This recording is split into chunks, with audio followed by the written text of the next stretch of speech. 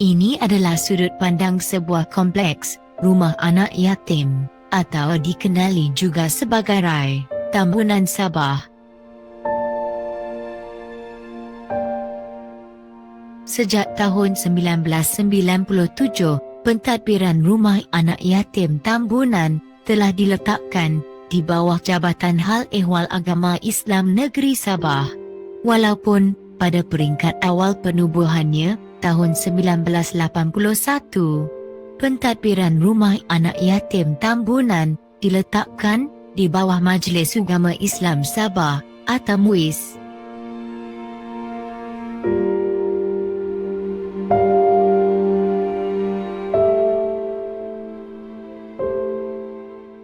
Sebenarnya, idea penubuhan rumah anak yatim Tambunan merupakan satu catusan idea daripada pucuk pimpinan tertinggi Kerajaan Negeri Sabah. Pembinaan kompleks ini adalah ilham Datuk Aris Muhammad Saleh, mantan Ketua Menteri Sabah. Daripada perspektif sejarah, kompleks Rai dibina bermula pada awal tahun 1981 di atas tapak tanah seluas 15 ekar dengan kos perbelanjaan sebanyak 5.3 juta ringgit. Selepas siap pembinaan rumah anak yatim ini pada tahun 1983, kompleks ini telah dibuka dengan rasminya oleh Yang Amat Berhormat Datuk Seri Musa Hitam, Timbalan Perdana Menteri Malaysia pada 3 Ogos 1984, iaitu bersamaan hari Jumaat 5 Zulkaadah 1403 Hijriah.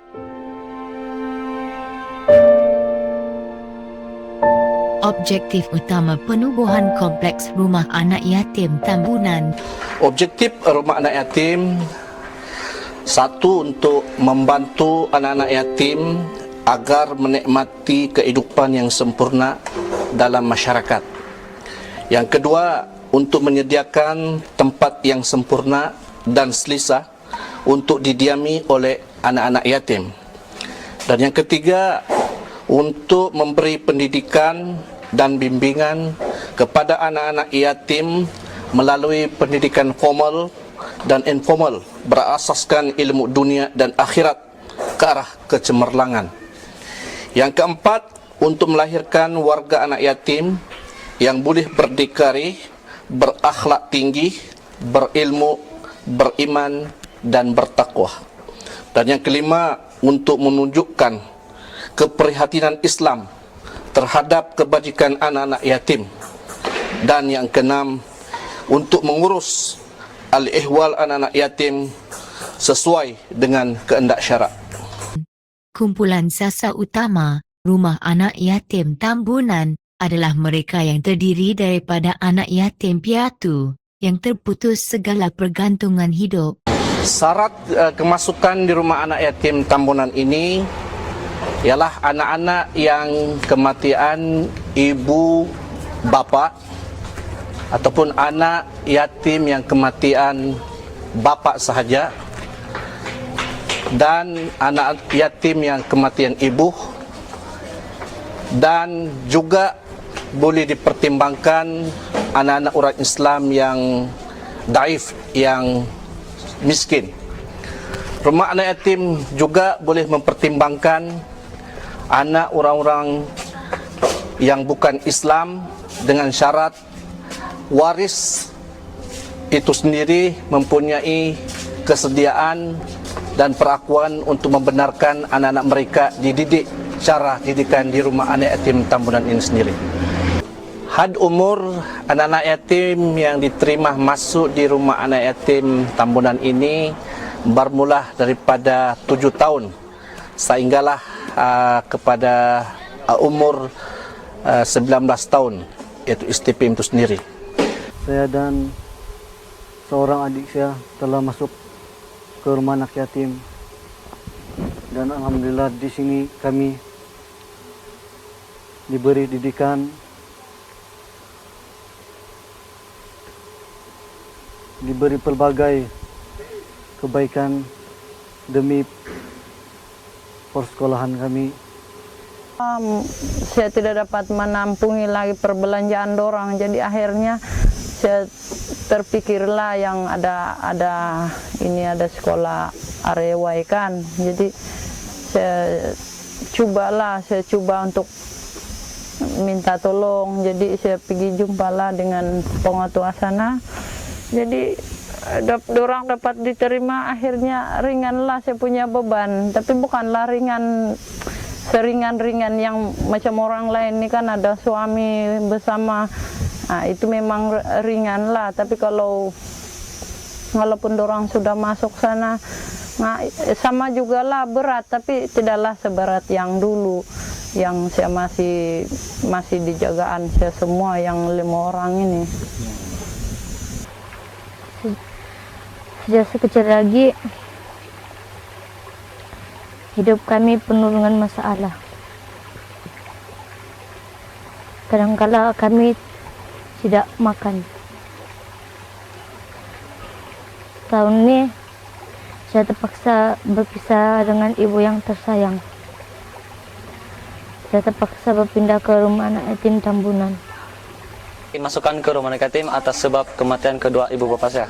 Saya dimasukkan di sini karena tidak ibu bapak. Sebab saya dimasukkan ke rumah anak yatim adalah atas sebab kematian ayah dan tidak berkemampuan untuk melanjutkan pelajaran. Atas sebab keluarga saya tidak mampu untuk memberi pendidikan yang sempurna kepada saya, dan ekonomi keluarga saya lah yang tidak berapa oke. Kau yang melangkah berjalan sepi dan gerimis malam mendakap hidup. Pesisir hari dirundung mendung. Kau yang berduka kehilangan ayah dan bunda. Teluk kasih kekeringan, hamparan sayang yang kemarau. Kau jilat hari kelabu berlalu, menyusuri ombak bersama bulan sayu. Adikku, terkadang perjalanan ini menyakitkan. Meniti dunia bangun dan rebah, menatang kehidupan gersang, kemarau memanjang. Dialah kasih yang telah lama pecah terhempas. Kita pun kehausan, menarik nafas keluh derita. Gelak tawa hilai yang telah lama pupus. Belai manja hanya ada pada mimpi, suram mendukakan. Anakku, kau lihat teman sebayamu. Dalam bayang-bayang secerah mentari pagi, ia melambai damai dari kereta bapanya. Riuh rendah berbaur gurau manja, berlari-larian di pantai senja. Ujung minggu yang semarak berdebur riang, membawa ukiran indah bersama bonda. Aduhai gemerlapnya hidup, bahagianya diri, sedang kau menekur bumi sendiri, menatap pantai sendiri, di jalan raya sendiri, di kaki gunung sendiri, memikul derita sendiri. Kehidupan adalah pelayaran yang mencemaskan, perjalanan yang membimbangkan.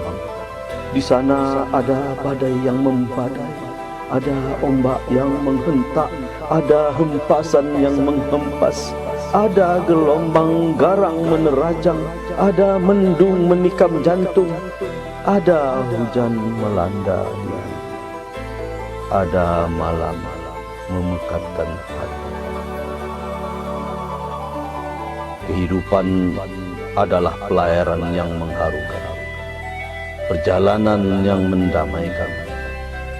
Di sana ada sepi memilih hari, ada rindu menghimbau kalbu, ada tenang menghampar kasih. ada bulan menggali damai, ada bintang menggilap zaman, ada awan berarak kelenteng, ada suluh mercuri pantai. Anakku, kau dan aku, umat Muhammad pembawa rahmat.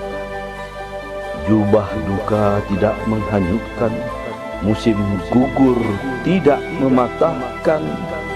Kau mesti jadi karang di tengah lautan, teguh, keras, kukuh, sabar, setia, membesar dalam gelora, pacakkan dalam dada.